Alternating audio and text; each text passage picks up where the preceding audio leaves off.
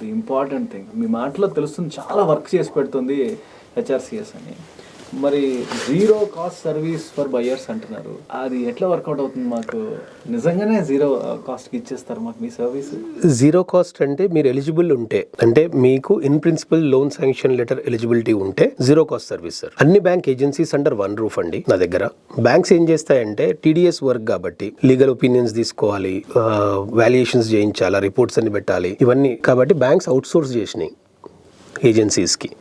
అది మాది కూడా one of the corporate agency. So multiple bank ఉంటుంది కాబట్టి మీకు ఏ బ్యాంక్లో బెస్ట్ అనేది మేము ఇవ్వగలుగుతాం కాబట్టి, కంపారిజన్ ఇవ్వగలుగుతాం కాబట్టి మా ద్వారా వెళ్తే మీకు బెస్ట్ దొరుకుతుంది.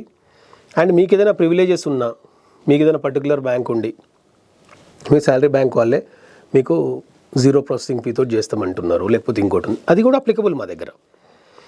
మా ద్వారా వెళ్తారు కాబట్టి ఫ్రీ చేయగలుగుతాం. మార్కెట్లో వెళ్తే లీగల్ ఒపీనియన్ ఒక 5,000 రూపీస్లో రాదు, రైట్? నేను లీగల్ చెక్ చేసి ఇస్తాను, ఒక 5,000 రూపీస్లో చెక్ చేస్తాను. ఓకే, మీకు ప్రాపర్టీ ఎక్కడ కావాలి, ఎలా కావాలి, ఎంతలో కావాలి అని అంటే నేను మొత్తం దాన్ని మీకు చూపిస్తాను, మీకు ఒక అవగాహన ఇస్తాను, ఎవ్రీథింగ్. అదొక అంటే వాట్ ఎవర్, ఇది మొత్తం ఆ సర్వీస్ కానీ ఈ సర్వీస్ కానీ రెండు సర్వీసులు కలిపైనా సరే ఒక 5,000 రూపీస్ మీ దగ్గర నుంచి ఛార్జ్ చేస్తాను. In principle loan sanction letter మా ద్వారా తీసుకొని మా ద్వారా లోన్కి వెళ్తే ఆ ఛార్జెస్ కూడా లేవు, అక్కడ zero sir. HRCS India property match makers, this is recent perfect.